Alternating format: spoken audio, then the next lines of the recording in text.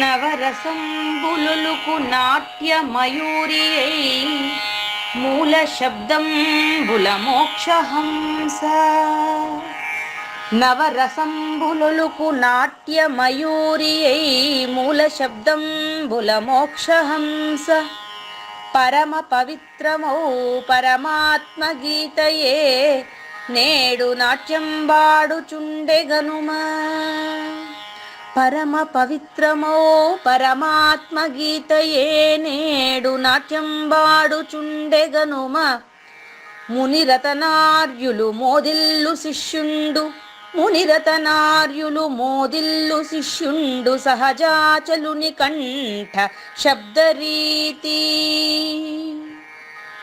అజ్ఞానతిమిరంబులంతంబుజేయ అనాదిబోధను వినుము ఆర్యులార.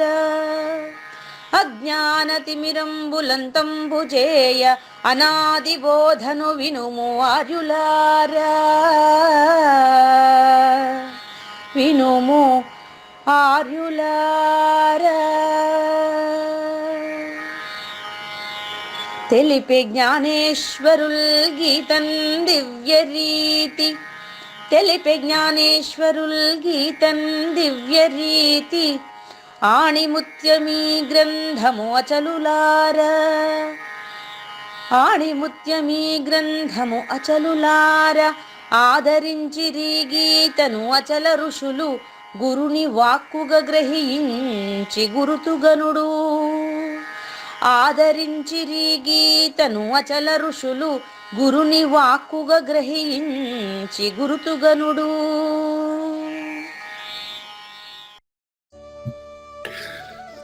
హరి ఓం శ్రీ గురుభ్యో నమః. నమో భగవతే వాసుదేవాయ. ఓం నమో నారాయణాయ.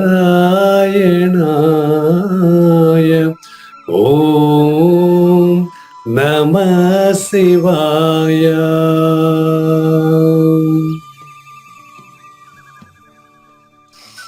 ఈ గీతా జ్ఞానగిరి కార్యక్రమం మొదలై నిన్నటికి 977 రోజులైందండి.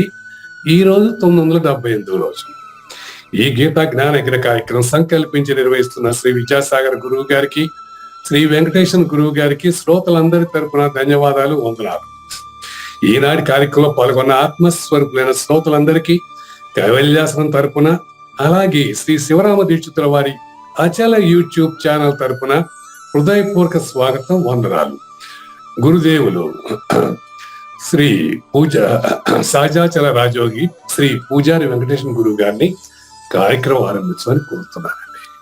సర్వము గురువుమయము, సర్వము గురువుమయము.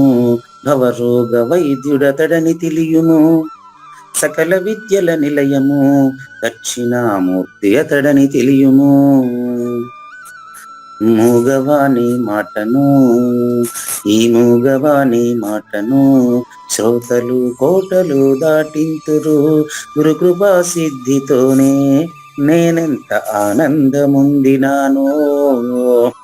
నిజయోగి శ్రీకృష్ణుడు నిజ భక్తుడైనట్టి అర్జునుండు. వీరి సంవాదామృతం జనులార మన పాలిట అమృతం. వేదవ్యాసుడు దీనిని జనుల ఎద వికసించున్నట్లుగాను మహాభారతమందున వెలిగించే కోటి సూర్యుల వెలుగుతో. నిత్య సత్య శాశ్వతమైన పరిపూర్ణంలో లేఖనే జరుగుతున్నట్లుగా మనకు తెలియబడుతున్న పవిత్రమైన శ్రీమద్ భగవద్గీత జ్ఞానేశ్వర్య జ్ఞానయజ్ఞంలో ఇవాళ 978 రోజు, అంటే 2023 నవంబర్ 6వ తేదీ సోమవారం రోజున ఓం తత్సత్ అనే వాటిల్లో తత్పదం పూర్తయి సత్యాన్ని నిర్ధారణ కాబోయేటువంటి సమయంలో ఆ సత్యమైనటువంటి పదంలో లేని ఎరుకను లేనట్లుగా చూపించేటటువంటి శ్రీకృష్ణ దేశికేంద్రుల 88వ కథ పద్యంతో శ్రోతలందరికీ సాదర స్వాగత సుమాంజలి. శ్రీ గురుభ్యో నమః. శ్రీమద్భాగవత కృష్ణదేశిక ప్రభులు రచించిన 292 కందార్థ దరువులు సంపూర్ణంగా జ్ఞానయజ్ఞంలో రోజుకొకటి చొప్పున వ్యాఖ్యానించబడిన విషయం శ్రోతలకు విదితమే. ఈ కందార్థ దరువులను రచించిన 19 సంవత్సరాల వరకు అవి ముద్రణకు నోచుకోలేదని, వాటిలోని నిగూఢ భావాలను మరింత స్పష్టం చేస్తూ రచయిత క్షరాక్షరోపాధి ద్వయదోషరహిత పరమతత్వ కందములు 261 రచించారని, తదుపరి సద్గురు శుభాశీస్సులతో ఈ రెండూ కలిపి ఒకే పుస్తకంగా ముద్రించారని పెద్దలు చెప్పగా విన్నాం. పుస్తకం ఇప్పుడు మన భక్తులతో చాలా మంది దగ్గర ఉంది. ఈ కందపద్యాలు భగవద్గీతకు ఉత్తర గీత వలె సద్గురు భక్తులకు కందార్థ దరువులలోని ఎన్నో సమస్యలకు సమాధానమై విలసిల్లుతోంది. ఎంతో ఉపయోగకరమైనటువంటి ఈ కందపద్యాలను రోజుకు ఒక్కొక్కటి చొప్పున వివరించాలని అడిగిన ప్రత్యక్ష శ్రోతల కోరిక మేరకు జ్ఞానయజ్ఞంలో శ్రీకృష్ణ పరమాత్మ సందేశానికి ముందే ప్రతిరోజు కృష్ణ ప్రభువుల దర్శనం మహద్భాగ్యంగా భావిస్తూ ముందుకు వెళదామా? మానసము దేహి జీవుండానందము సత్తు చిత్తులహము జగదధిష్టానంబు సాక్షి సత్య జ్ఞానము ద్రష్ట అనిన నీవే సత్యము సుజ్ఞా. శుభం. 88వ కంద పద్యం దగ్గరికి వచ్చాం. 977 రోజుల తర్వాత ఈ యొక్క భగవద్గీత ఉపసంహారం జరుగుతున్నదండి. ఉపసంహార జ్ఞానము, సారాంశ జ్ఞానం జరుగుతా ఉంది. నాకు ఇది ఒక ఆశ్చర్యమైనటువంటి, అద్భుతమైనటువంటి, నేను మాటలతో చెప్పలేనటువంటి ఒక అనుభూతిని ఎక్స్ప్లెయిన్ చేస్తున్నానండి. మనము అది ఎట్లా కుదిరిందో నాకు తెలియదు, అది మనం ఎలా కలిసామో ఆ వేళా విశేషం ఏంటో నాకు తెలియదు. కానీ చూడండి, ఓం తత్ సత్ అనే 3 పదాల్లో ఇంత అర్థం ఉంటుందని నాకు తెలియదండి. ఎక్కడైనా విన్నాం మనం చాలా సార్లు ఓం తత్ సత్ అని అందరూ అంటూ ఉండడం విన్నాం. అవునండి, ఇప్పుడు మనం రోజు అంటూనే ఉంటాం కదా. నేను చివరిలో పూర్ణమాదం అయిపోయినది అంటూనే ఉంటా. హరి ఓం తత్ సత్ అని ముగిస్తూ ఉంటారు. అవునండి, అవును గురుగారు. అయితే దానికి ఇంత మీనింగ్ ఉంటుందని నాకు తెలియదండి. ఈ కృష్ణ ప్రభువులు ముందర దర్శనం ఇవ్వడం, కృష్ణ పరమాత్మ దాన్ని అలా చెప్పడం, దాన్ని యాజ్ ఇట్ ఈజ్ గా జ్ఞానేశ్వరి ఎక్స్ప్లెయిన్ చేయడం, ఇందులో మనం శ్రోతలు కావడం, ఇంకా నేను దానికి మాటల్లో చెప్పలేనండి. అది ప్రూఫ్ ఏంటంటే, దానికి నేను మాటల్లో చెప్పలేను. దానికి ప్రూఫ్ ఏంటంటే, ఈ మధ్యలో గీతా జ్ఞానయజ్ఞానం విన్నటువంటి ఇతరులు కూడా వీటిని ఓం తత్స్ అనే సత్ అనే పదాలను వ్యాఖ్యానించి యూట్యూబ్ లో పెట్టడం మొదలు పెట్టినట్టున్నారు. అది ఇప్పుడు జరగడం అయింది, ఎప్పటి నుంచో జరుగుతా ఉంది. కానీ భగవద్గీతలో ఉండే ఓం తత్సత్ పదాలకు వ్యాఖ్యానం చేయాలంటే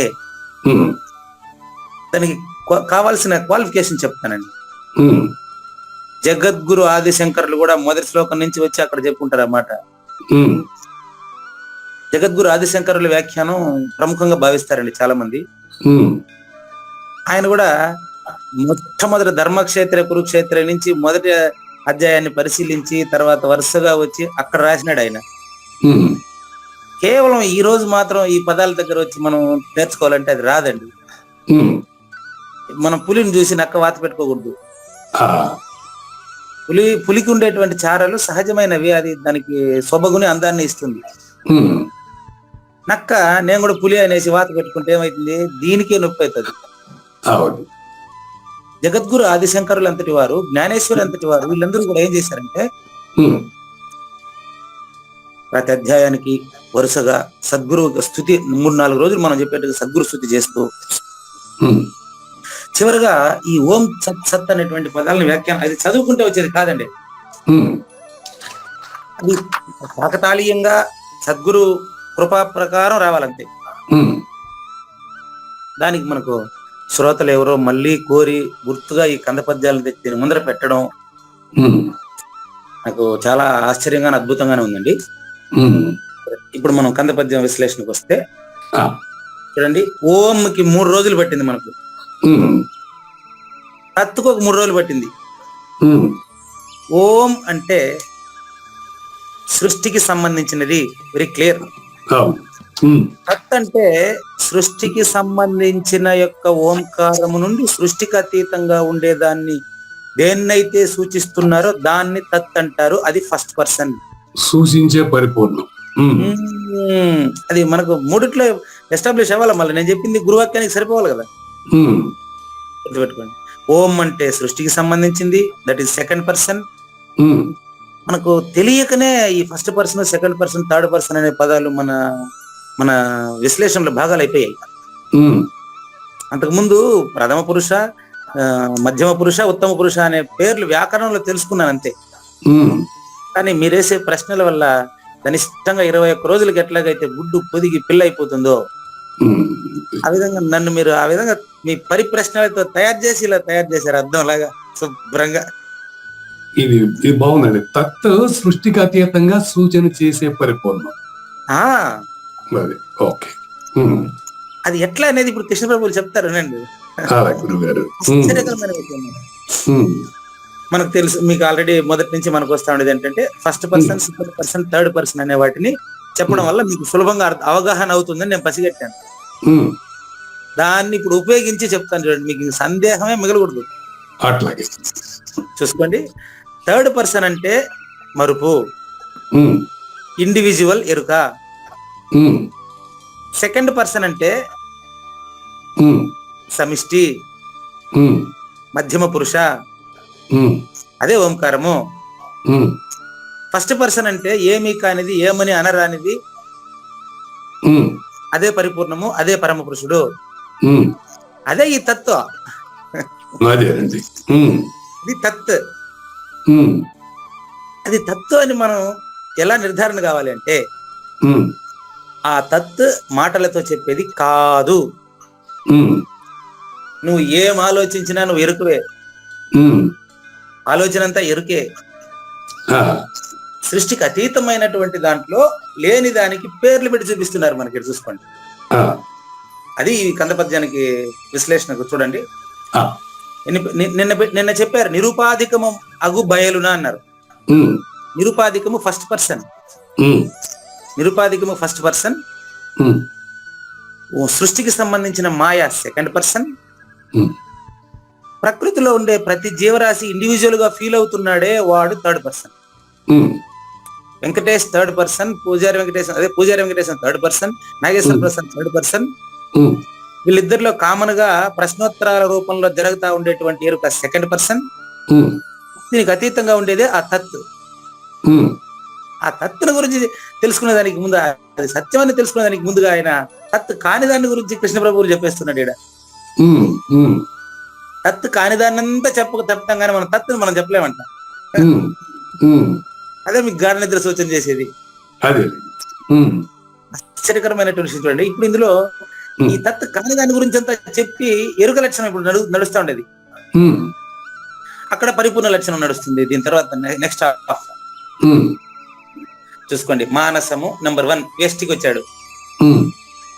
వేస్ట్ నుంచి సమిష్టిలోకి పోయి చూపిస్తాడు. అంటే సెకండ్ పర్సన్, థర్డ్ పర్సన్ లను మనకు అపరోక్షం చేస్తాడు.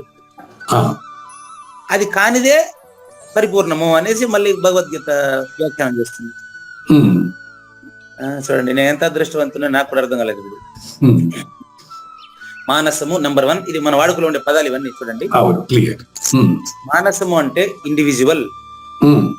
నీ మనసు, నా మనసు బాగాలేదు, నీ మనసు స్థిరంగా ఉంచుకొని మాట్లాడుతూ ఉంటారు. కొద్దిగా ఏమంటారు, శాస్త్రీయమైన పదం వాడారు. మానసము అంటే ఇండివిజువల్, దేహి అంటే కూడా ఇండివిజువల్. దేహి అనేటప్పటికే దేహంలో ఉండేవాడు దేహి. అట్లాగే మీకు ప్రకృతిలో ఉండేవాడు పురుషుడు. దేహంలో ఉండే అంటే సెకండ్ థర్డ్ పర్సన్ లో ఏకమేనండి.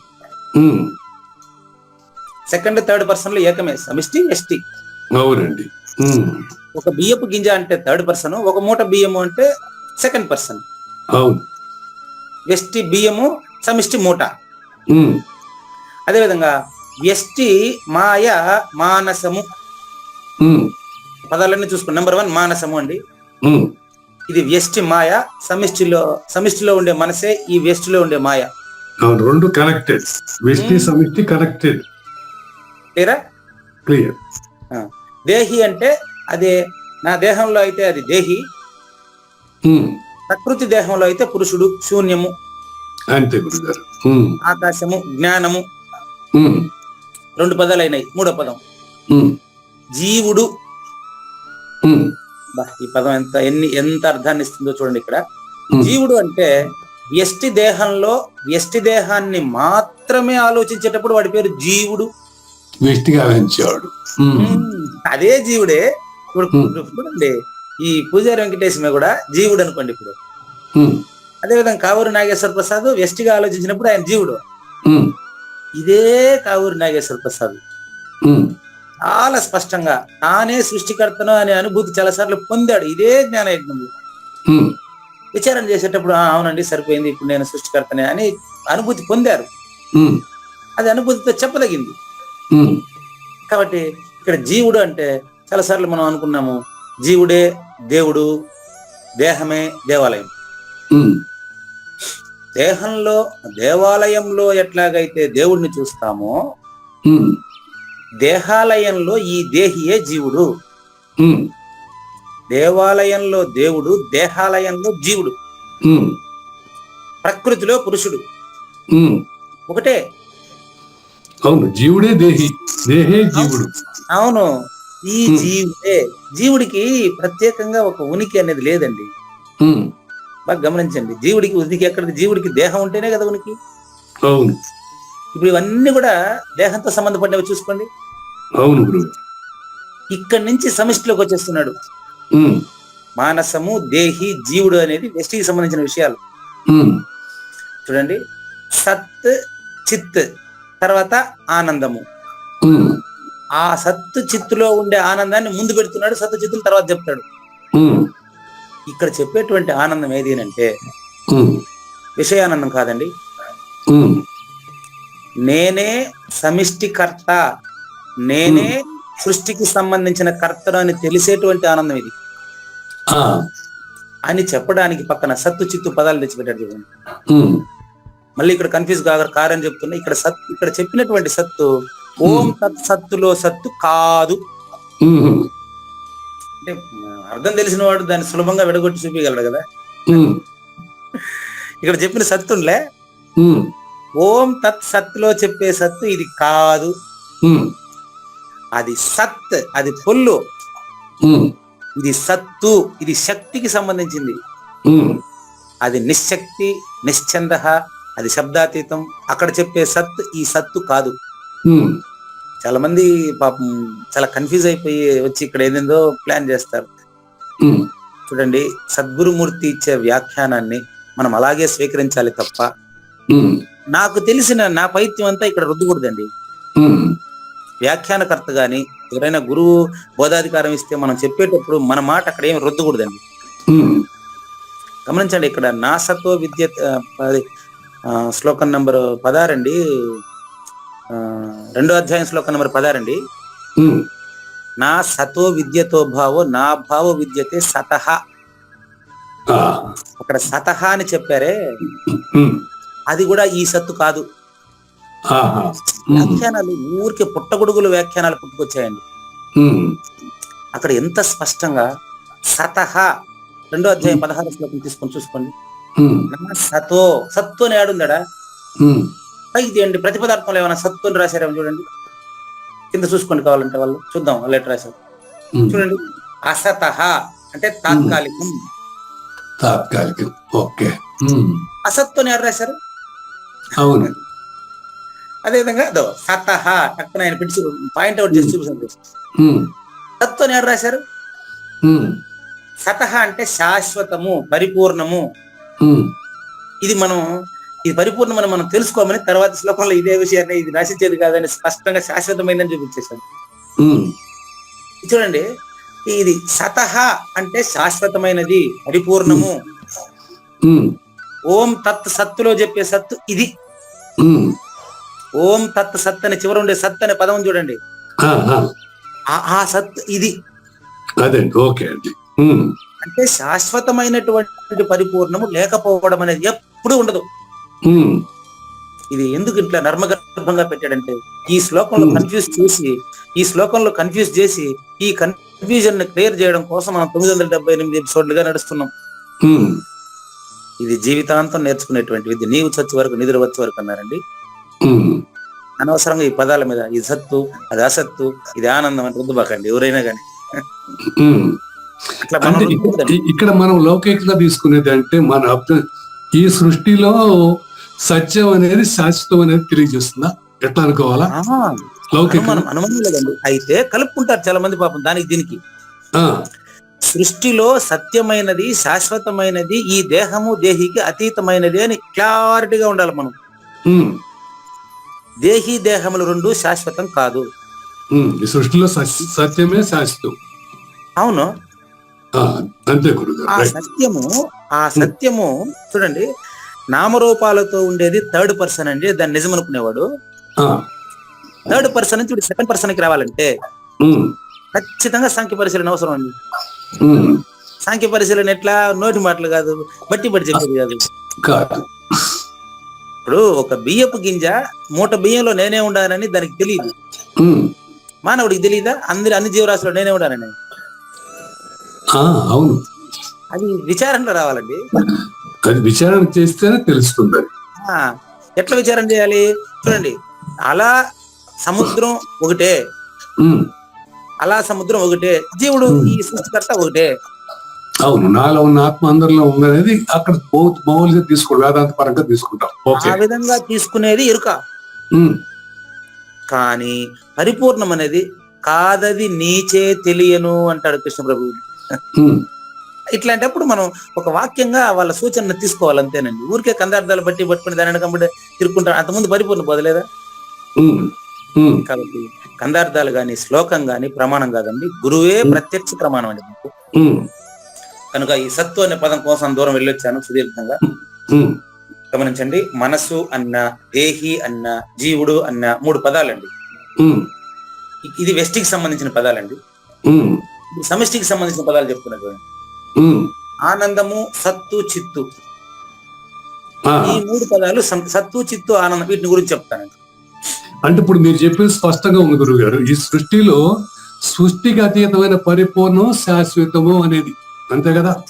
అదే పరిపూర్ణము, అదే ఫస్ట్ పర్సన్, అదే పరమ పురుషుడు, అదే నువ్వు. ఈ 2 నువ్వు కాదు అని ప్రతిపాదన. ఆ శాశ్వతమైనది ఏదో అదే నాగేశ్వర ప్రసాద్ లో ఉండేదని గాని తెలుసుకుంటే, తెలుసుకున్న నాగేశ్వర ప్రసాద్ లేనిదని తెలిసిపోతుంది. ఎవరికి తెలిసిపోతుందంటే నాగేశ్వర ప్రసాద్కే తెలిసినది పోతుంది. తెలిసిపోతుంది అంటే నాకు తెలుసు అనేది పోతుంది. తెలుసు అనేది పోతుంది. అది అట్లా వస్తుందండి. నాకు కూడా తెలియదు ఈ విషయాలన్నీ, మీరు అడిగితేనే. తెలిసినాక యాక్చువల్లీ పోయేదే గారు, ఎక్కడ పోతుంది? వెరీ గుడ్, ఇది ఇంకా బాగుంది చూడండి. తెలిసినాక పోయేదేమీ లేదు, లేనిది లేదు అంతే. ఇది ఇప్పుడు మీ అనుభవం. ఇట్లా అనుభవం పరిపూర్ణుడికి అనుభవంగా రావాలి తప్ప, అది నిజంగా పరిపూర్ణుడికి అనుభవంగానే రావాలి తప్ప ఊరికి ఇంకొకరు చెప్తే నేను చెప్పేసి నేను బోర్డు వేసుకునేది కాదండి. ఆశ్రమం పెట్టుకుని రిజిస్ట్రేషన్ చేసుకునేది కాదండి. రిజిస్ట్రేషన్లు గట్రాలు నిజానికి వాడు చేయడు. వాడు అక్కడ ఊరికే దత్తాత్రేయ స్వామి ఎన్ని ఆశ్రమాలు కట్టినాడు చెప్పండి? దత్తాత్రేయ స్వామి ఎన్ని ఆశ్రమాలు కట్టాడు? ఆయన పేరుతో మనం ఆశ్రమాలు కట్టుకుని దాని గురించి మనం నేర్చుకుంటున్నాం అంతే. నిజంగా ఆశ్రమాలు కట్టే వాళ్ళంతా అటువంటి వాళ్ళ పనులంతా చేయరండి. వాళ్ళు అటువంటి వాళ్ళతో మనం పోల్చుకునేసి నేను గురువుని ఊరేగడానికి నాకు సిగ్గుండద్దా? పరిపూర్ణం ఆశ్రమాలు కట్టదు, కానీ ఆ కట్టేది పరిపూర్ణాన్ని తెలుసుకునే వాళ్ళు కట్టాలి. Very good. అయితే ఇంకొక మాట కూడా చెప్పేస్తాం మీకు పక్కనే. పరిపూర్ణుడు కూడా ఆశ్రమాలు కట్టడు.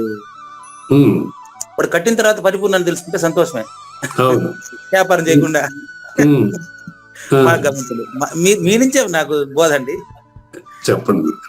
పరిపూర్ణము ఆశ్రమాలు కట్టదు మీరన్నదే. పరిపూర్ణుడు ఆశ్రమాలు కట్టడు. కట్టిన తర్వాత పరిపూర్ణాన్ని తెలుసుకుంటే సంతోషమే. అంటే పరిపూర్ణుడు కట్టడు, తెలుసుకోవాలని కోరేవాడు కట్టొచ్చు. కట్టుకొని నేను వద్దనులే, దాంట్లో కట్టుకున్న తర్వాత నాది గొప్పది నీది తక్కువ అంటాడు వీడు. ఇండ్లు మాదిరి అది కూడా అదేమి పరిపూర్ణ కారంటాడు. అది ఎరుకులో ఉండట్టు కంప్లీటెడ్.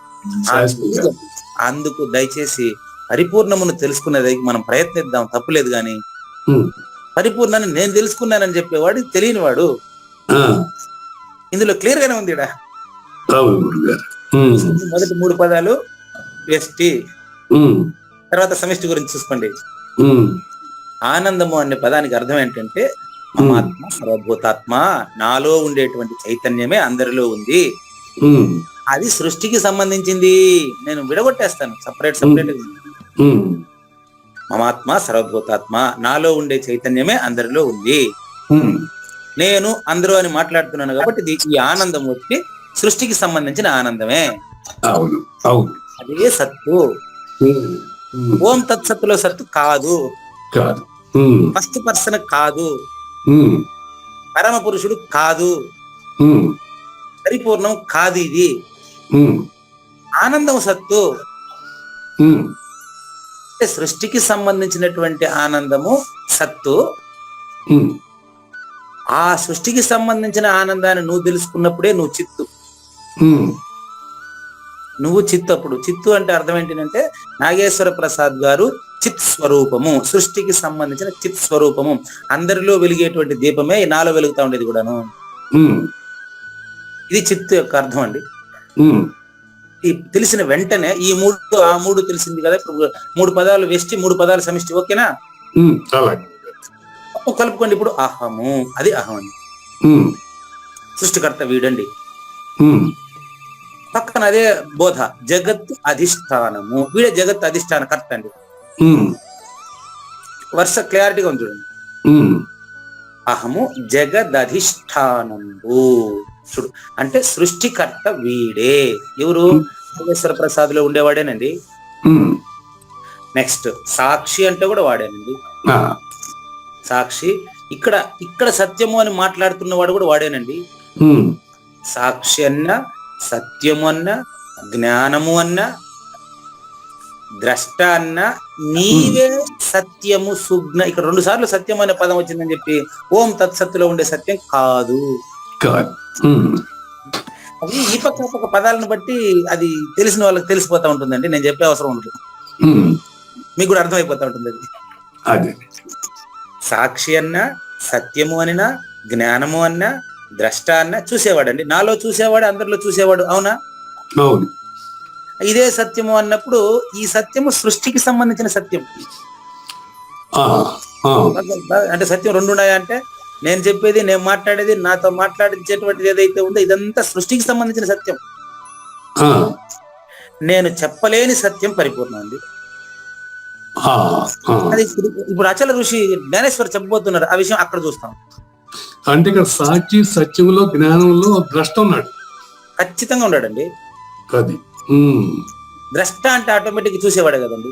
అంటే సాక్షి కూడా చూసేవాడు. సత్యం ఉంటే దాన్ని చూసేవాడు ద్రష్ట కదా. సాక్షి రహితం పరిపూర్ణం అండి. అది చూసేవాడు లేనటువంటిది పరిపూర్ణం. కాబట్టి నీవే ఈ సాక్షి అన్నా, సత్యం అన్నా, జ్ఞానం అన్నా, ద్రష్ట అన్నా, సత్యం అన్నా ఏం చెప్పినా నీవే. సుజ్ఞ.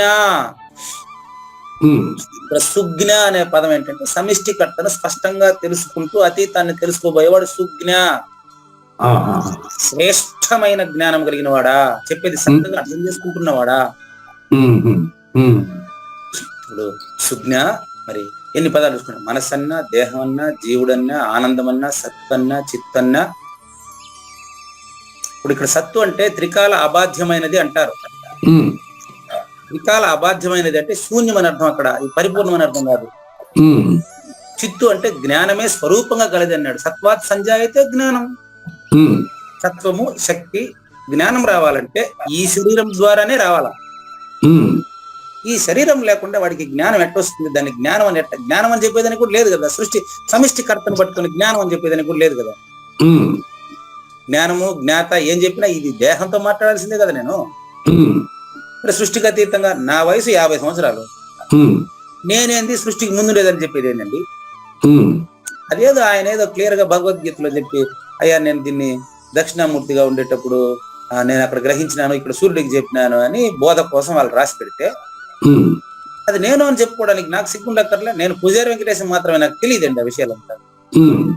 కాబట్టి అహము నేననే గుర్తు ఏదైతే ఉందో ఇది సృష్టికర్తగా సాక్షిభూతంగా చూడగలదు, కానీ ఇది దాన్ని ఎట్టా చూస్తుంది అని నేను క్వశ్చన్ చేస్తున్నాను. గాఢ నిద్రలో ఉండేటువంటి ఆ యొక్క అనుభూతిని మెలకువలో ఉండేవాడు నేను చూసి వచ్చినానని చెప్తే ఎట్టా? కల్లో ఉండేది అది. ఇప్పుడు మేలుకుంటా ఉండేవాడు కల్లో ఉండే విషయాలను చెప్తాడు, ఇందుకు కలగనిది కూడా ఇడే కాబట్టి. కానీ జాగ్రత్తకు కలకు సుషుప్తికి అతీతంగా గాఢ సుషుప్తిలో నేను ఉండేటప్పుడు నేను గుర్రు పెట్టి నిద్రపోయేటప్పుడు పక్క వాళ్ళు డిస్టర్బ్ అవుతా ఉందని నాకే తెలియదు. గుర్రు పెట్టేటోడికి పక్క వాళ్ళ నిద్ర డిస్టర్బ్ అవుతా ఉందని తెలుసా? అటువంటి స్థితిని పట్టుకొని నాకు తెలుసు అని నేను ఎట్లా మాట్లాడతాను? ఇది ఉదాహరణ మాత్రమే మీకు.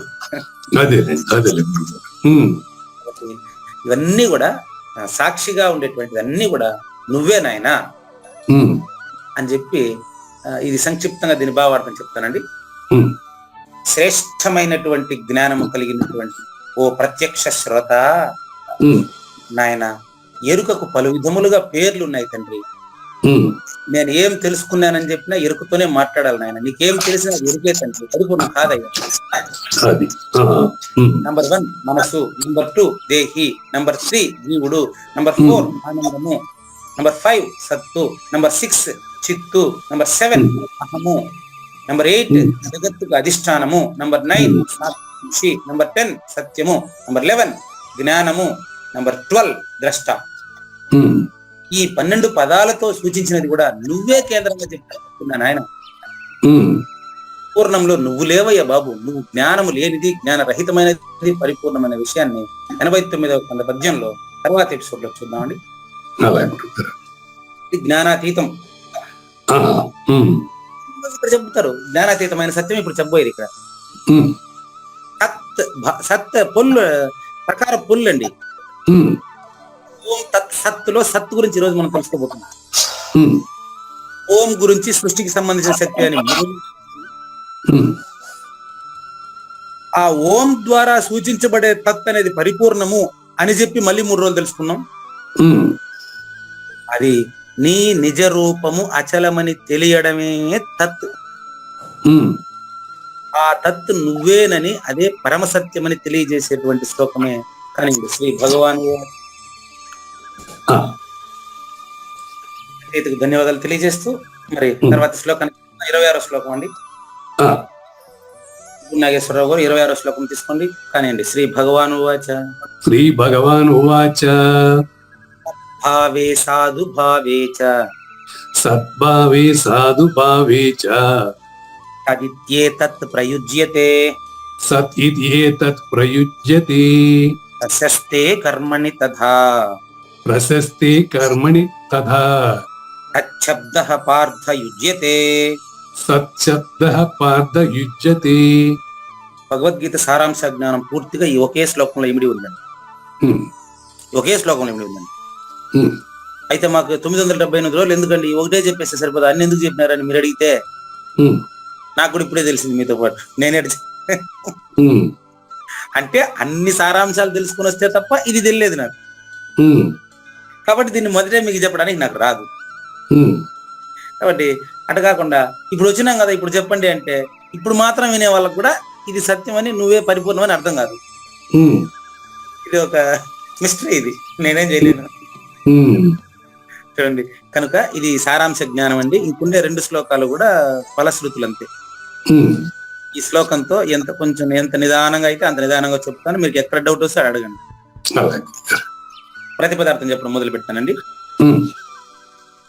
ఇది సృష్టికి సంబంధించిన సత్తు కాదు అని చెప్పాను మీకు ఆల్రెడీ. ఓం తత్ సత్ అంటే పరిపూర్ణమే పరమ సత్యం అనే సత్తు అని చెప్తున్నా. చూడండి నాయన, పార్థ అంటే ఓ కావూరి నాగేశ్వర ప్రసాద్ గారు అని అర్థం అండి. పార్థ అనేటువంటి పదానికి వృధా కుమారుడు అని అంటారు కదా, ఇక్కడ అది కాదండి. ఇక్కడ పార్థ అంటే పృథ్వీ అంటే భూమి అండి. భూమి వికారంతో మానవ శరీరము ధరించిన కావూరి నాగేశ్వర ప్రసాద్ గారు అని అర్థం అంట. నామరూపాలతో ఆకారము చెందినటువంటి ఒక మానవుడా అని అర్థం అంట. అది పార్థ అంటే మానవుడా. అంటే మీరు ప్రధాన శ్రోత కాబట్టి, మీ రెండవ శ్రోత కాబట్టి మీ పేరు చెప్తున్నాను. అదే గురువు గారు. పార్థ సద్భావే. ఇక్కడ ఈ పదం కొంచెం జాగ్రత్తగా గమనించండి. సత్యభావమునందు నువ్వే పరిపూర్ణుడని తెలిసేటప్పుడు, చాలా ఇంపార్టెంట్, నువ్వే పరిపూర్ణుడని తెలుసుకున్నప్పుడు సత్యమైన పరిపూర్ణ భావము నందు సాధుభావే నీకు శ్రేష్ఠ భావం ఉంటుంది. శ్రేష్ఠ భావం యద్యదాచరతి శ్రేష్ఠ తదేవేతరో జనః సయత్ ప్రమాణం కృతే లోకస్తదనువర్తతే. 3వ అధ్యాయం జనక మహారాజు గురించి 3వ అధ్యాయంలో చెప్పారు ఈ మాట. సాధుభావం అంటే శ్రేష్ఠులైనటువంటి వాడు, పరిపూర్ణమైనటువంటి వాడు, పరిపూర్ణం తప్ప రెండవది లేనిదని తెలిసి ఉంటాడు. అది సత్యంలో మంచి ఉన్నది అన్నది ఇక్కడ స్పష్టంగా ఉంది. మంచి దానికి మళ్ళీ నేను ఎక్స్టెండ్ చేస్తానండి. సత్యములు మంచి ఉన్నది కాదు, వినండి. సత్యవంతుడు ఖచ్చితంగా మంచిగా జరుగుతుంది సత్యవంతుడి వల్ల. అది అది అతని వల్ల చెడు జరగదు. అవును, మంచికి అతీతుడు గనుక అతని వల్ల చెడు గ్యారంటీగా జరగదు. అది సత్యవంతుడు, సత్యానికి అతీతుడు గనక అతని వల్ల మంచి జరుగుతుంది. జరుగుతుందనే అహంకారం ఆడ ఉండదు. అహంకారానికి తావలేదు కదా, ఉండేది అదే కదా. కాదు, సత్యవంతుడు సత్యానికి అతీతుడు అంటారా? సత్యవంతుడు అదే మీరు చెప్పేది. ఏ సత్యం? ఇప్పుడు ఇంతకు ముందు కృష్ణ ప్రభువులు చెప్పినటువంటి ఆ సత్యము సృష్టికి సంబంధించింది.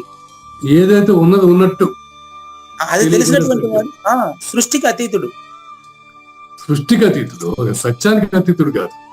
సృష్టికి అతీతుడు. అదే సత్యం అనే దాన్ని మీరు ఏ అర్థంలో వాడుతున్నారో దాన్ని బట్టి కదండి. అంతేనండి. ఇప్పుడు కూడా ఒక పదము దాని అర్థము రెండుకి లింక్ ఉంటదండి. పరిపూర్ణం వచ్చి పదానికి అర్థానికి అతీతమైంది. అది సత్యవంతుడు సృష్టికి అతీతుడు. అది క్లియర్. ఆయన ధర్మమే, ఆయన ద్వారా ధర్మం జరుగుతుంది. నేను ధర్మం చేస్తున్నాను అన్నాడు, ఖచ్చితంగా ఆయన ద్వారా ధర్మం జరుగుతుంది. అతని వల్ల ధర్మమే జరుగుతుంది కానీ అతను కర్తగాడు. అది క్లియర్ అండి, బాగుంది, స్పష్టంగా. ఎందుకు కర్తగాడంటే సహజంగా ఉంటాడు. మిగతా జంతువుల్లాగానే మిగతా జంతువులు ఏదైతే మామూలుగా ఉన్నాయో ఆ స్థితికి వచ్చేస్తాడు. మళ్ళీ చిన్నపిల్లవాడు ఎట్టాగైతే, చిన్నపిల్లవాడికి అతనికి తెలియదు, మలమూత్రాలు విసర్జించేసి దాంట్లో తిరుక్కుంటా ఉంటాడు. అవును, వాసన వచ్చిన తర్వాత ఏడుస్తాడు, అంతే. ఆ విధంగా అతని పరిస్థితి. ఆ విధంగా ఇక్కడ వచ్చే నామరూపాలన్నింటినీ కూడా ఇతను ఎలా చూస్తాడంటే, నామరూపాలన్నింటినీ లేనిదిగా దేహములు ద్వయరహితుడుగా ఉండడం వల్ల, పూర్తి జ్ఞానవంతంగా ఉండడం వల్ల, జ్ఞానాతీతుడుగా ఉండి జ్ఞానవంతంగా ఉండేవాడి దగ్గర రెండవది ఉండదు కదా. మళ్ళీ చిన్నపిల్లల మనస్తత్వం అంటే అర్థం ఏంటంటే, ఇప్పుడు చిన్నపిల్లవాడికి చూడండి, పుట్టినప్పుడు ఒక 10 రోజుల లోపు ఎవరైతే పెంచితే వాళ్ళనే తల్లిదండ్రులు అనుకుంటారు. అంతెందుకు, ఒక మంచి ఉదాహరణ చెప్తాను, ఎవరు నన్ను తిప్పుకోబాకండి. ఎవరైనా సరే మిమ్మల్ని, ఇప్పుడు వింటున్నటువంటి సర్వశ్రోతలారా, ఎవరైనా సరే మిమ్మల్ని మీ తల్లిదండ్రులు చెప్పిన దాన్ని నమ్మే మీరు వాళ్ళ తల్లిదండ్రులుగా భావిస్తున్నారు తప్ప నిజంగా వాళ్ళే కన్న తల్లిదండ్రులను నాకు తెలిసిన ఎవరన్నా చెప్పండి సార్. చెప్పలేమండి, నేను కూడా చెప్పలేమండి. ఇప్పుడు చెప్పండి, ఎవరు తల్లి ఎవరు తండ్రి, ఇది అర్థమైపోయిన తర్వాత, ఇది ఒకసారి అర్థమైపోయిన తర్వాత ఎవరు తల్లి ఎవరు తండ్రి ఉండేది ఒకటే కదా, ద్వయం ఏడుంది. కనుక ఇప్పుడు మా అమ్మా నాన్న అనేది వాళ్ళు రాసి పెట్టి నన్ను బడికి పంపించి వాళ్ళేదో వాళ్ళు అలవాటు అయిపోయి నేను వాళ్ళని అమ్మా నాన్న అని పిలుస్తున్నాను తప్ప, మా అమ్మ పేరు నాకు అలవాటైందాక చెప్తున్నాను తప్ప, మరి మా అమ్మ ఈవిడే అనే గ్యారంటీ నేను ఎట్టిస్తాను? ఇప్పుడు ఎవరు తల్లి ఎవరు తండ్రి అనేది ఎవరికి తెలియదు. మరి ఎరుకలోనే ఇంత స్పష్టంగా నాకు తెలియకుండా ఉంటే నేను పరిపూర్ణాన్ని తెలుసుకోవడం ఎట్లా తప్పు, ఆశాస్పదం కదా. కనుక సద్భావే అంటే అచల పరిపూర్ణ భావమునందు, సాధుభావే అంటే నేనే పరిపూర్ణుడని స్పష్టంగా తెలిసినటువంటి వాడు ఎలా ఉంటాడు చూడండి. సత్ ఇతి ఏతత్ ప్రయుజ్యతే. ఈ బాగా గమనించండి. ఇప్పుడు మీరు చెప్పిన ఉదాహరణ చాలా బాగుంది గురుగారు. ఎవరి తల్లి ఎవరి తండ్రి అనేది ఎవరికి తెలియదు. అలాగే పరిపూర్ణం కూడా అంతే. ఏంటనేది ఒక గురువు ద్వారా తెలియాల్సిందే, అనుమానమే లేదు. అది ఓకే, ఉపమానం బాగుంది.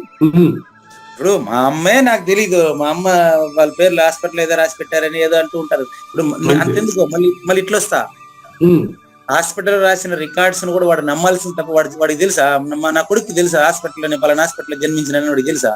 లేదండి, లేదు. చెప్తే నమ్ముతాడు, నమస్కారం పెడతాడు, అంతే.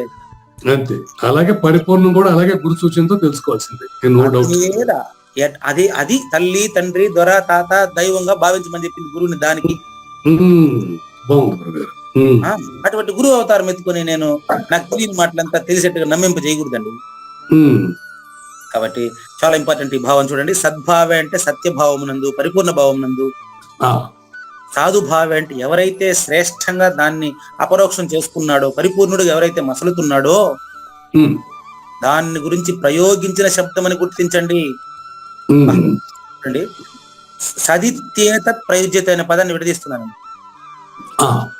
సత్ ఇతి అంటే, సత్ అంటే మీకు చెప్పాను, ఓం తత్ సత్తులో సత్ గురించి మాట్లాడుతున్నాం.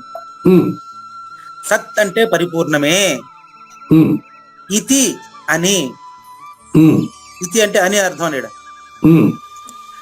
ఇది పరిపూర్ణమేనని స్పష్టంగా తెలుసుకున్న ఏకైక సత్యాన్ని తెలిసినటువంటి పరిపూర్ణుడి గురించి ఉపయోగించిన శబ్దం ఇది. సత్తు అనే సత్తు చిత్తు ఆనందంలో సత్తు కాదయ్యా ఇది. అంత రాసుకునేస్తే చూడండి, సత్తు తా కొమ్మిచ్చి తావొత్తిచ్చి అది కాదు ఇది.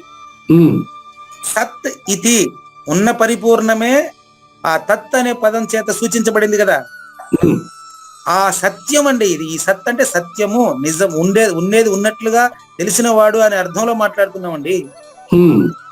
ఇది ఏ తత్, మరి ఈ సత్ అను యొక్క పరిపూర్ణముకు ప్రయుజ్యతే ప్రయోగించబడిన శబ్దం ఇది అని గుర్తించండి.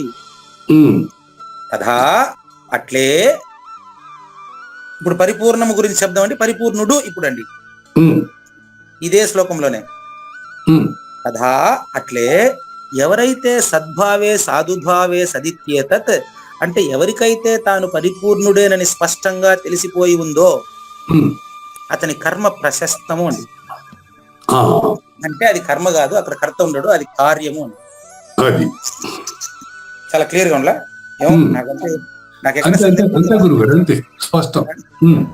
చాలా స్పష్టమైపోతుందండి. అవును. అయినా మీ పరిప్రశ్నల వల్ల ఇంత తేట పడతానని నాకు తెలియదండి. వా, ఏం క్లారిటీ అండి. ఇప్పుడు ఇక్కడ స్పష్టంగా ఉంది గురుగారు, సాధుభావం ఉన్నవాడికి స్వాధుభావం ఉన్నవాడికి ఆ కర్తృత్వం ఉండదండి. యాక్చువల్ గా మీరు చెప్పడం వలన స్పష్టం అవుతుంది అక్కడ. వాడే పరిపూర్ణుడు అంతే. సాధుతనం ఎందుకు వస్తుంది? ఆడి పరిపూర్ణం ఉండబట్టే వస్తుంది. ఏమి క్లారిటీ అండి. ఇప్పుడు చూడండి, ప్రశస్తే కర్మని ఉత్తమ కర్మ అవుతుంది అది, అంటే కర్తృత్వరహిత కర్మ అవుతుంది అది. అతని ద్వారా చేయబడే కర్మ కర్తృత్వరహిత కర్మ. ప్రశస్తే కర్మని అది ఉత్తమమైన కర్మ అనిపించుకుంటుంది. అది కర్మే కాదు అసలు. ఎందుకంటే సత్ శబ్ద యుజ్యతే, అక్కడ అతను సత్ శబ్దము ద్వారానే ప్రయుక్తుడగుచుండును, తాను పరిపూర్ణుడుగానే ప్రవర్తించుచుండును అని అర్థం. చూడండి భావం చూద్దాం. అయ్యా కావూరు నాగేశ్వర ప్రసాద్ గారు, సత్ అనేటువంటి ఆ యొక్క సత్, 2 అక్షరాలు సత్ అంటే ఒకే అక్షరం లెక్క. అది సత్ అంటే ఫస్ట్ పర్సన్ అని, సత్ అంటే పరిపూర్ణమైనని, సత్ అంటే పరమ పురుషుడని, సత్ అంటే ములుగుచడానికి సందు లేకుండా ఉండేటువంటిది ఏదైతే ఉందో, నేను కానిది దేహీ దేహము కానిది ఏదైతే ఉందో, వైరహితమైనది ఏదైతే ఉందో, ఏదైతే అంతటా స్వీకృతమై ఉందో, అది తెలిసినటువంటి భావంలో ఆయన శ్రేష్ఠుడు. తెలిసినటువంటి వాడు శ్రేష్ఠుడు. అందుకని శ్రేష్ఠుడు అనేటువంటి భావాన్ని పరిపూర్ణుడు అనేటటువంటి అర్థంలో ప్రయోగించబడిందండి. అది సత్యకి ప్రత్యామ్నాయం పరిపూర్ణమే. ప్రత్యామ్నాయం అది అంత లేదు, అదే అది అదే అది సత్యం అంటే అదే. అది ఉత్తమ కర్మాచరణమునందు మాత్రమే సత్ అనే శబ్దమునందు పరిపూర్ణుడు ప్రయుక్తుడగుచుండును. దీనికి మీకు ఒక్క శ్లోకం నాకు గుర్తొస్తుంది. ఇప్పుడు ఆ భావం చెప్పేస్తాను. ఇక్కడ 6వ అధ్యాయంలో మనకి ఏం చెప్పారంటే, ఎలాగైతే గాలి వీచని చోట దీపము నిశ్చలంగా వెలుగుతుంటుందో స్థిరమైనటువంటి అచల పరిపూర్ణుడు కూడా ఆ విధంగా అతని మనసు ఏ మాత్రం చెల్లించకుండా స్థిరంగా ఉంటుంది అని ఉపమానంగా చెప్పబడింది అని చెప్పారు ఆ మాట. సోపమా స్మృత స ఉపమా స్మృత, దానికి ఉపమానంగా చెప్పబడింది. అంటే ఇది దీపం కాదు, గాలి మీకు అర్థం కావడం కోసం ఉపమానంగా చెప్పబడింది అన్నారు ఆడ. యదా దీపో నివాతస్థో నెంగతే సోపమా స్మృత యోగినో యత చిత్తస్య యుంజతో యోగమాత్మనః. పూర్తిగా నిగ్రహించబడినటువంటి మనస్సు కలిగినటువంటి, నిశ్చలమైనటువంటి మనసు కలిగినటువంటి అచల పరిపూర్ణుడిని గీచని చోట వెలుగుతున్న, నిశ్చలంగా వెలుగుతున్న దీపంతో పోలిక చేసి చెప్పడమైనది. అంటే అతను అచల పరిపూర్ణుడు అని ఉదాహరణగా చెప్పామన్నట్టుగా ఇక్కడ కూడా పరిపూర్ణమే పరిపూర్ణుడు అని ఉదాహరించడమైనది. క్లియర్గా చూడండి. మరి ఇప్పుడు అద్భుతమైనటువంటి, అత్యద్భుతమైనటువంటి పరిపూర్ణము, పరిపూర్ణుడు గురించి ఇంకా 15 నిమిషాల్లో మనకు జ్ఞానేశ్వరి చెప్పేటువంటి సూక్తులను విందాం. పదండి, జ్ఞానేశ్వరి వ్యాఖ్యానం తీసుకోండి. ఇంత ఇంక 2 శ్లోకాల్లో మనకు ఈ అధ్యాయం పూర్తిగా వస్తుందండి. ఇంక 2-3 రోజుల్లో అయిపోతుంది. జ్ఞానేశ్వరి భగవద్గీత తీసుకోండి. ఇప్పుడు నాగేశ్వరరావు గారు 978 రోజు జ్ఞానేశ్వరి యొక్క అమృత వాక్కులు చూద్దాం. అంటే ఇప్పుడు ఇంతసేపు నేను చెప్పింది మాటల గారడి అనుకోండి. నేను వాడు ఏదేదో ప్రయత్నం చేస్తూ ఉంటాడు కదా మాట్లాడేదానికి. అట్లా వాడు ఏం చేస్తాడంటే పెద్దల్ని అనుకరిస్తాడు. వాళ్ళు ఏది మాట్లాడితే మామ, తాత, అత్త అంటే తప్పులుగా మాట్లాడుతూ ప్రయత్నం చేస్తాడు. ఆ విధంగా ఇంతసేపు నా ప్రయత్నం. ఇప్పుడు సద్గురుమూర్తి మనకు నేరుగా వడ్డించిన వేస్తారు. ఇప్పుడు ఈ సత్ శబ్దము వలన అసత్ అంటే ఇక్కడ చూసుకోండి, అసత్ అనే పదానికి ఇక్కడ ఏంటంటే చూడండి, సత్ అసత్తు అనే పదాలు అక్కడ సత్తు అసత్తు మారిది కాదండి. ఇది ఈ సత్ శబ్దము వల్ల అసత్ అంటే అజ్ఞానజన్య నామరూపాత్మకమైన విశ్వము యొక్క ముద్ర నశించును. ఈయన ఒక వాక్యంలో చెప్పింది నేను ఇంతసేపు వచ్చిరాని మాటలతో మీకు ఎక్స్ప్లెయిన్ చేసిన. అజ్ఞానజన్య నామరూపాత్మకమైన విశ్వము యొక్క ముద్రే నశించును. ప్రపంచానికి అతీతుడైపోయిన తర్వాత ద్వయము రహితమగును. దేహము కానిది ఊహకు అందగరానిది అంటాడు కదా. దేహము కానిది ఊహకు అందగరానిది, అది పరిపూర్ణం అన్నాడు. అదే ఈ సత్శబ్దం యొక్క విషయం అండి. అజ్ఞానజన్య నామరూపాత్మకమైన విశ్వము యొక్క ముద్ర నశించును అంటే ఈ సత్శబ్దం ప్రపంచానికి అతీతమైంది కదా. సత్యం అంటే అదే, పరిపూర్ణం అంటే అదే. సరిపోయిందా? సరిపోయింది.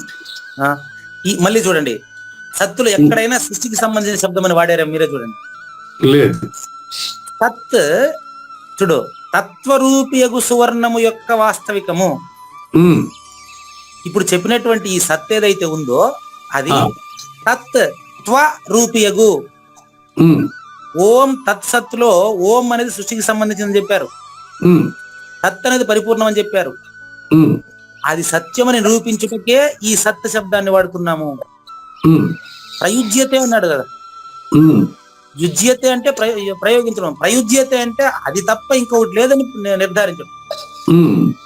కాబట్టి ఈ సత్తు తత్వరూపియగు సువర్ణము యొక్క వాస్తవికము, నిర్దోషము అగు రూపము వ్యక్తమగును. అంటే అయ్యా కావూరి నాగేశ్వర ప్రసాద్ గారు, నేను మీకు పరిపూర్ణాన్ని ఇప్పుడు తెచ్చిలేదయ్యా, మీరు పరిపూర్ణుడని మీకు నేను గుర్తు చేసిన అంతే తండ్రి. అంటే ఇప్పుడు మీకు అబద్ధపు గుర్తు అబద్ధం అని తెలిసిపోతే మీరే పరిపూర్ణుడు. అంతే. ఈ సత్ ఎన్నడూను కాల పరిధిలోకి రాదు. చూసుకోండి, ఇప్పుడు చూడండి, ఆకాశం కాల పరిధిలోకి, ఆకాశమే కాలము, ఆకాశమే నల్లది, ఆకాశమే ఎరుక. అది ఇంతసేపు ఎరుక గురించి కృష్ణప్రభువులు చెప్పిన మాటలు. అంతేనండి. ఈ సత్ అంటే పరిపూర్ణం అండి. ఎన్నడును కాలము వలన స్థల ప్రభావము వలన మార్పు చెందదు. ఎరుకకు పరిపూర్ణానికి చాలా క్లియర్ గా తేడా వచ్చేసిందే. అవునండి. ఆకాశమే మార్పు చెందేదండి. ఆకాశానికి అతీతంగా ఉండే పరిపూర్ణ మార్పు చెందదండి. అదే ఈ సత్య శబ్దం అయ్యా. టోటల్ భగవద్గీత సారాంశం ఇదేనండి.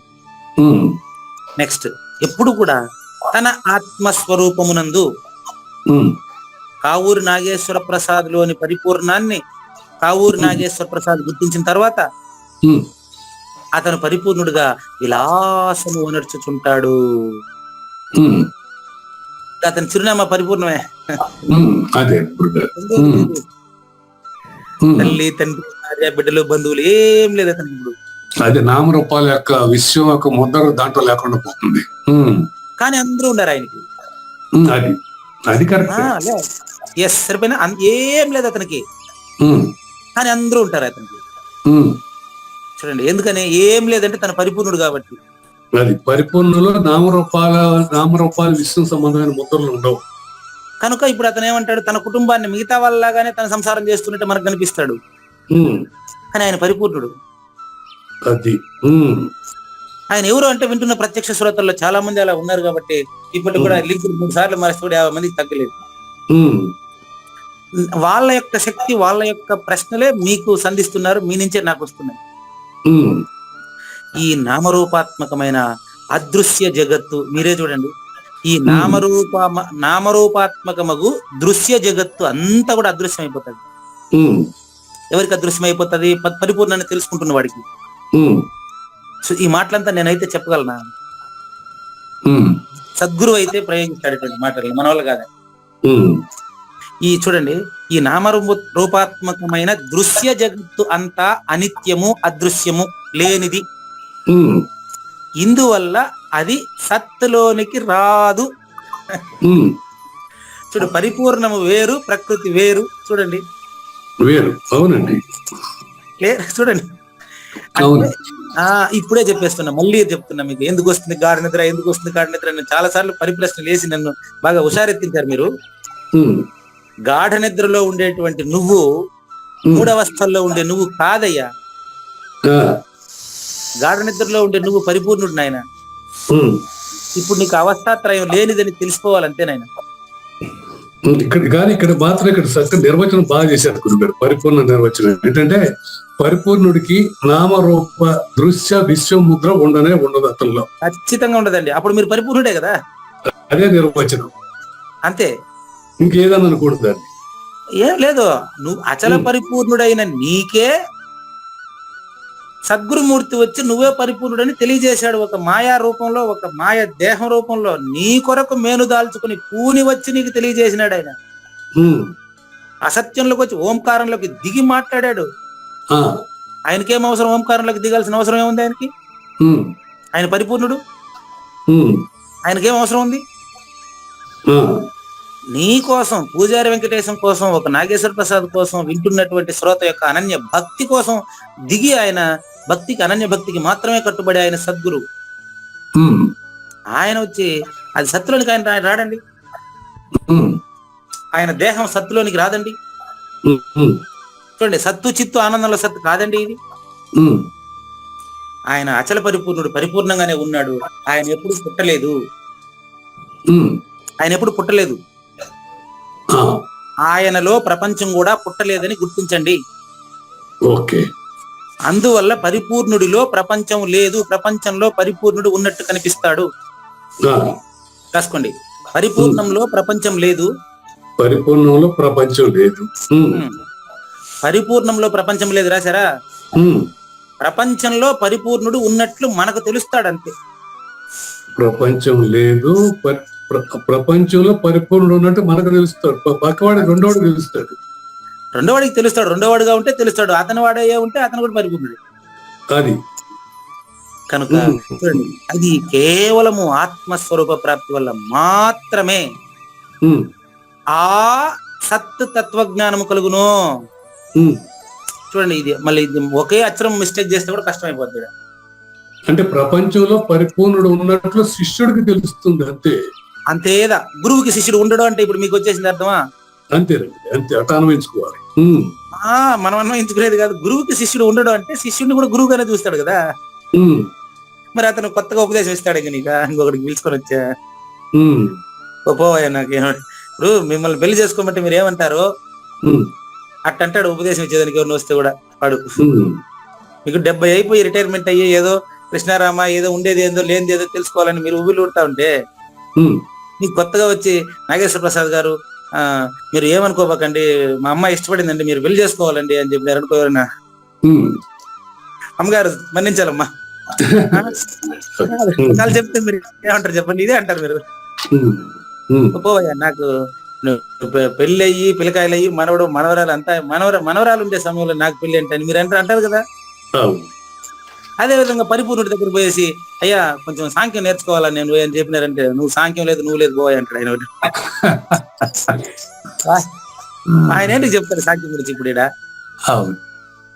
సాంఖ్యం గురించి చెప్పడానికే బోధాధికారం ఇచ్చిండేది అందరికి. సాంఖ్యం గురించి చెప్పండి, తారకం గురించి చెప్పండి, అమనస్కం గురించి చెప్పండి బోధాధికారం ఇస్తే వ్యాపారం చేసేటోళ్ళు ఈ వాళ్ళని కూడా వ్యాపారం చేస్తారండి. కాబట్టి చూడండి, సద్గురువు అంటే మనలాంటి వాడు కాదండి. కేవలము ఆత్మస్వరూప ప్రాప్తి వల్ల మాత్రమే ఆ సత్ అనేటువంటి తత్వజ్ఞానం గురుతత్వజ్ఞానం కలుగును. కలగకుండా మాట్లాడే మాటలు వృధా. గురుతత్వం అవిజ్ఞాయ సర్వం వ్యర్థం భవేత్ గురుగీత.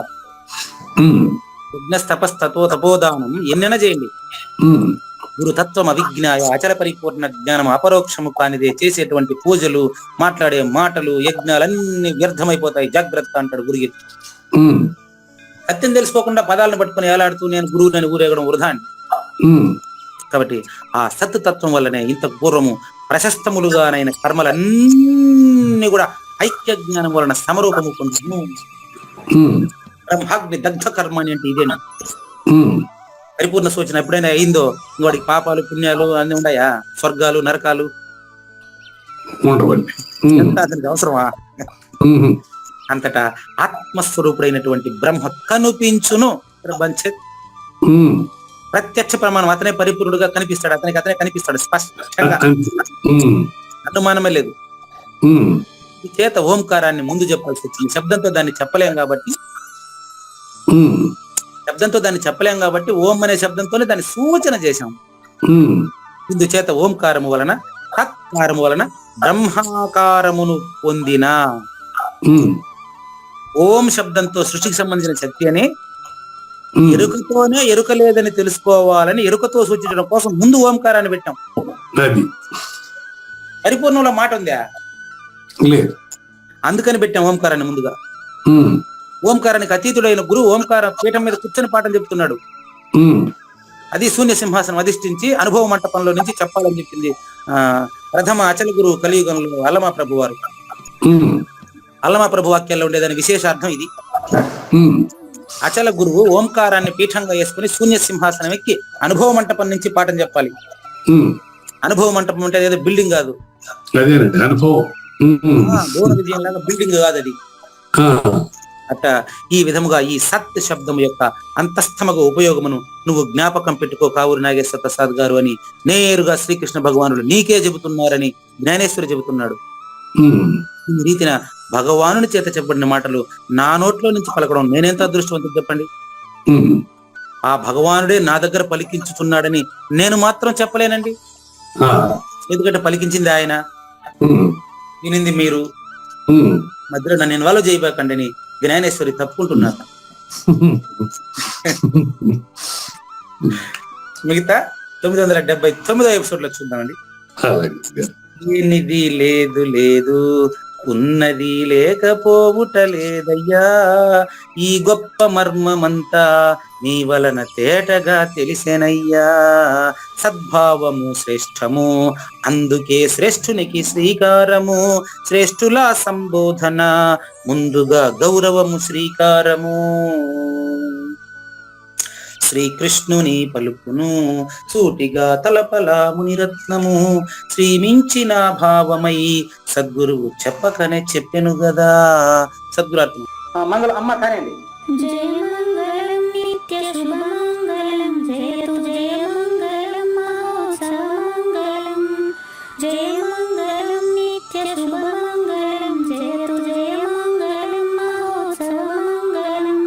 శ్రీమించునచలంబు సూచించినటువంటి దక్షిణామూర్తికి దండమిడుతూ శ్రీమించునచలంబు సూచించినటువంటి దక్షిణామూర్తికి దండమిడుతూ శ్రీ మహావిష్ణువు సూర్య భగవానుడు యాజ్ఞవల్కి జనక రాజ ఋషికి జయమంగళం నిత్య శుభమంగళం జయతు జయమంగళం మహోత్సవమంగళం. అయం వ్యర్థ బాహ్య కోపి న భవతి అనే సుఖయోగి సాంది పరుసుల వరుస అయం వ్యర్థ బాహ్య కోపి న భవతి అనే సుఖయోగి సాంది పరుసుల వరుస దీనినే శ్రీకృష్ణ పరమాత్మ వద్దనే ఎరిగరిగిన ఉద్ధవార్జునులకు జయమంగళం నిత్య శుభమంగళం జయతు జయమంగళం మహోత్సవమంగళం.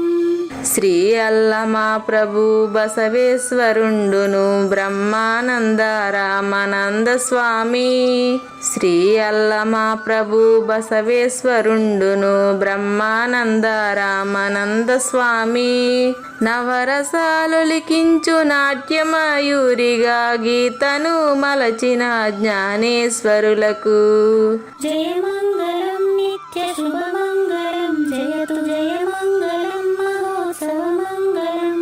కబీరు దాసుడు సహజానంద గురుడు రామావధూతయురాజితముగా కబీరు దాసుడు సహజానంద గురుడు రామావధూతయురాజితముగా అంబికా శివయోగి శ్రీవేమన నిరంజన వెంకయ్య తిరువెంగళార్యులకును జయమంగళం నిత్య శుభమంగళం జయతు జయమంగళం మహోత్సవమంగళం. శ్రీ బృహద్వాశిష్ట సిద్ధాంతమును చేసి జనన మరణ భ్రాంతి జడుపు బాపి శ్రీ బృహద్వాశిష్ట సిద్ధాంతమును చేసి జనన మరణ భ్రాంతి జడుపు బాపి అచల సాంప్రదాయమవనిలో నెలకొలిపి అందించినట్టి శివరాములకును జయమంగళం నిత్య శుభమంగళం జయతు జయమంగళం మహోత్సవమంగళం. మెప్పైన బోధల తిప్పలు బాపిన అప్పయ్య మంత్రియు అచల గురులు మెప్పైన బోధల తిప్పలు బాపిన అప్పయ్య మంత్రియు అచల గురులు పరశురామ సీతారామ స్వామి ప్రభులు నరసింహ యోగి గురువర్యులకును జయమంగళం నిత్య శుభమంగళం జయతు జయమంగళం మహోత్సవమంగళం.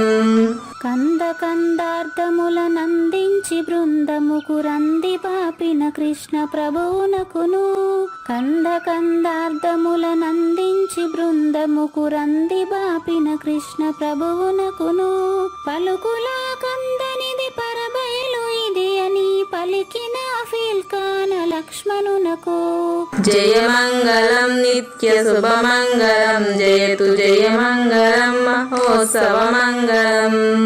ఫీల్కాన లక్ష్మణుల ప్రియ శిష్యవర్యుండు అవధూతయని పేరావనియందు ఫీల్కాన లక్ష్మణుల ప్రియ శిష్యవర్యుండు అవధూతయని పేరావనియందు పాఠాలు నేర్పించి పీఠాలు ఏర్పరచి శంఖబాపిన వెంకటేశ్వర వధూతకు జయమంగళం నిత్య శుభమంగళం జయతు జయమంగళం మహోత్సవమంగళం.